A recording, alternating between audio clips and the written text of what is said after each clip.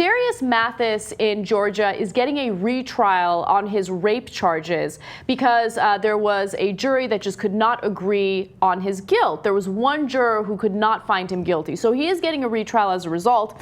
And the allegations include a 24-year-old woman who says that back in 2011, she was at a CVS, and that was when Darrious Mathis approached her with a gun and forced her to go into her car and then later raped her.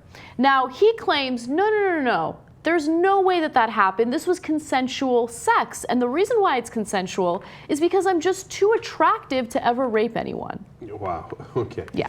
Now, look, the thing is, I've now read into it a little bit. You know, I'm not an expert on it. I didn't sit on that trial, and 11 out of the 12 people thought he was guilty.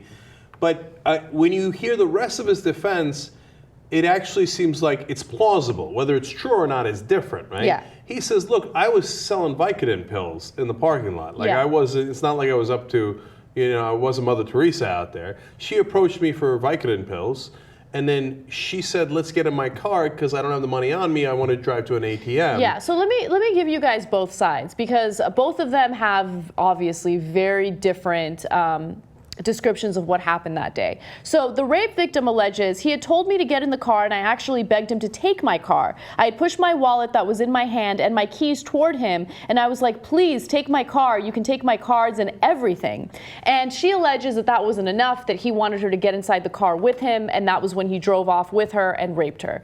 He says the following. He said he was in the parking lot selling pain pills and that the victim was a willing buyer who agreed to ride along. Mathis's attorney also said he never held a gun. So there's a huge contradiction there, right? So did he have a gun? Was he armed? There needs to be some sort of evidence of that. I like that he's being retried.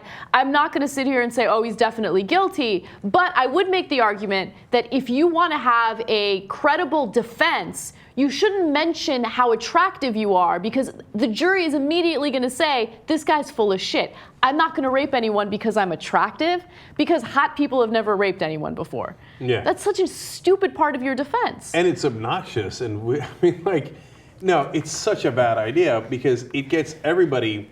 First of all, in the court of public opinion, you turn everyone against you because the only thing they hear is, oh, please, I'm too hot to rape. And everybody wants to give you the middle finger. And it enrages everybody, right?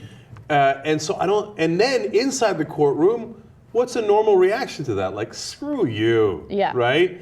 And it makes me believe you less, not more, when it appears that you have an at least possible defense here, right? That seems plausible, whether it's true or not true. Your lawyer has done a decent job of crafting that defense, but he screwed you over with this I'm too pretty defense. Exactly. So it doesn't really help you at all. I think it only hurts him.